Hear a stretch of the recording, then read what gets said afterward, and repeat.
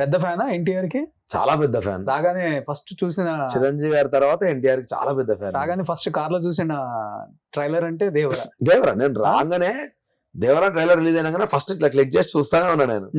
So ఎందుకంటే నాకు ఎన్టీఆర్ గారితో బాగా గుర్తున్న ఎమోషన్ ఏంటంటే మా నాన్న సినిమాలు చూడనియండి నన్ను. తిట్టే మా నాన్న డబ్బులు ఇచ్చి మరీ పంపించిన సినిమా స్టూడెంట్ నెంబర్ 1. పోరా చదువుకోవాలి, అట్లా చదువుకోవాలరా, ఎల్లో ఒకసారి సినిమా చూసి రాపో అని పంపించండి. అది వేరే సినిమాలన్నీ నేను చూస్తా ఉన్నా. సో ఫస్ట్ సినిమా అండ్ నేను డైరెక్టర్ అవ్వాలనుకున్నప్పుడు రామన్న అయితే అన్ఫార్చునేట్లీ ఆ ప్రొడక్షన్స్తో చేయలేకపోయినా, మై బ్యాడ్. కానీ లక్కీ థింగ్ ఏంటంటే నా స్టోరీ వెళ్ళి ఎన్టీఆర్ గారికి చెప్పే ఆప్షన్ నాకు దొరికింది. ఒక 2 hours ఎన్టీఆర్ గారితో టైం స్పెండ్ చేసి నా స్టోరీ నేను చెప్పడం. ఏ సినిమా? రామన్న నా ఫస్ట్ డైరెక్షన్ చేసి తను మొత్తం విని హబాయ్ ఓకే అని మాట్లాడి 1 day టైం తీసుకొని మళ్ళీ దానికి తన ఇన్పుట్స్ ఇవ్వడం అనేది లైఫ్ లో నేను అన్ఫర్గెటబుల్ మెమరీ. అది నాకు అంత పెద్ద స్టార్ నా కథ వినడమే ఒక ఎత్తు అయితే ఇని నాకు ఇన్పుట్స్ కూడా ఆయనతో చేయాలి సినిమా. తనతో కాదు, లేదు అది తనతో చేసే సినిమా కాదు, కానీ ఒక ప్రొడక్షన్ హౌస్ కి చెప్పిన నేను నా కథ. సో వాళ్ళ త్రూ ఎన్టీఆర్ గారికి వెళ్ళి నేను చెప్పడం జరిగింది.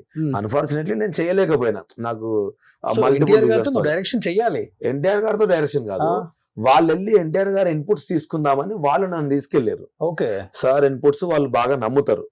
సో ఒకసారి సార్ కి చెప్పిద్దాము, ఒక ఆపర్చునిటీ ఉన్నది చెప్తావా అంటే ఎందుకు చెప్పా నేను, రేపు పొద్దునైనా ఒకవేళ పెద్ద స్టోరీ రాసే పెద్దోళ్ళకి ఎట్లా చెప్పాలనేది కూడా రియలైజ్ అవ్వచ్చు. కాబట్టి నా కథకే ఇన్పుట్స్ కోసం వెళ్ళిన సార్ దగ్గర. 2 hours విన్నారు కథ. 2 hours విన్నారు. వాళ్ళు అప్పటికే వార్న్ చేస్తున్నారు, 1/2 hour కంటే ఎక్కువ చెప్పకంటే ఓకే అని అనుకుని వెళ్ళినా. కానీ స్టార్ట్ చేస్తే మనం ఆపం కదా, కానీ ఒక్క దగ్గర కూడా ఆపలే. నేను శుభం కార్డ్ చెప్పేంత వరకు ఇట్లనే విన్నాడు. ఆయన ఎట్లా వింటా కూర్చున్నాడు, ఆయన మంచిగా మొత్తం నీట్ గా విని సార్ ఒక మాట ఏమన్నా అంటే నాకు ఒక 1 day టైం బాబాయ్, నేను రేపు చెప్తాను అన్నాడు. నేను అనుకున్నా అసలు నాకు ఈ 2 hours మీరు ఛాన్స్ ఇవ్వడమే చాలా గొప్ప అనుకుని వెళ్ళిపోయినా.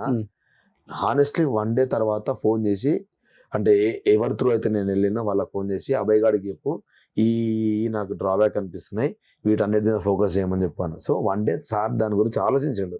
ఆ టైంలో వాళ్ళు RRR షూట్ చేస్తున్నారు. ఆ టైంలో కూడా మళ్ళీ నేను చెప్పింది తీసుకొని నాకు ఇన్పుట్స్ ఇచ్చిందంటే ఒక అప్కమింగ్ డైరెక్టర్ పైన, ఒక అప్కమింగ్ యాక్టర్ పైన వాళ్ళు చూపించిన లవ్ అనేది చాలా మందికి ఇన్స్పైరింగ్ ఉంటుంది. ఇప్పుడు ఒక పెద్ద స్టార్ వచ్చి అవసరం లేదు కదా, ఇన్పుట్స్ ఇవ్వాల్సిన అవసరం కూడా లేదు. వింటే బాగుందా బాగాలేదా చెప్తే అయిపోతుంది. ఇవి చేస్తే బాగుంటుంది అని నాకు ఇన్పుట్స్ ఇచ్చినప్పుడు నాకు మస్తు అనిపించింది. అక్కడ నేను చేసిన మిస్టేక్ ఏంటి అని అంటే RRR షూట్ అవుతున్న మధ్యలో ఉండి నేను ఎగ్జైట్ అయిపోయి ఫోటో దిగి ఫోటో పెట్టిన. నన్ను ఎవరు తిడతారో అని భయమైంది నాకు, ఎందుకంటే లుక్ రివీల్ చేయద్దు కదా. నేనేమో కలిసిన ఎక్సైట్మెంట్ లో ఇన్స్టాలో పెట్టేసిన ఫోటో. అది సార్ లుక్ అని ఇన్స్టాలో ట్విట్టర్ లో ఘోరంగా ఫేమస్ అయింది. అయిపోయిందిరా నా పని అనుకున్నా, బట్ ఎవరు ఏమనలేదు లక్కీలీ. అదే ఫస్ట్ అండ్ లాస్ట్ కలిసింది. సో ఎప్పుడైనా కానీ డైరెక్షన్ చేసే అవకాశం వస్తే 100% డైరెక్టర్ అవటమా, లేకపోతే దీన్ని నేను ఏంటంటే యాక్టర్ గా సెటిల్ అవ్వాలని అనుకునే వచ్చిన. కానీ నేను చేసావు కదా ఒక 30-40 films break. Exactly first break luckily నా ఫస్ట్ స్టార్టింగ్ లోనే. ఎగ్జాక్ట్లీ. అండ్ మంచి మంచి సినిమాలు చేసిన నాకు చాలా మంచి పేరు కూడా వచ్చింది. ఇప్పుడు భరద్వాజ్ రంజన్ లాంటి గారు నేషనల్ అవార్డు తీసుకున్న క్రిటిక్ లాంటి వాళ్ళు కూడా నా గురించి గొప్ప గొప్ప ఆర్టికల్స్ రాశారు. సో నాకు చాలా హ్యాపీ ఉంది యాజ్ అన్ యాక్టర్ గా. నాకు లక్ ఫ్యాక్టర్ లేదో ఏమో నాకు తెలియదు, కానీ కెరియర్ మాత్రం అంత స్పీడ్గా వెళ్ళలేదు.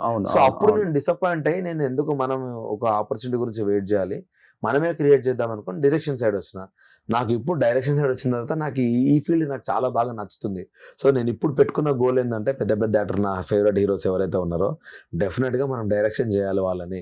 సో ఈ ఫీల్డ్ చాలా బాగుంది అని అనుకుని ఇప్పుడు డైరెక్షన్ పైన ఎక్కువ ఫోకస్ చేస్తున్నాను. అందుకనే ఫస్ట్ సినిమా అయిపోగానే ఇమీడియట్లీ ఇంకో కథ రాసుకొని మళ్ళీ ఇంకో ప్రొడ్యూసర్ని అప్రోచ్ అయ్యి సినిమా అందుకే స్టార్ట్ చేసిన.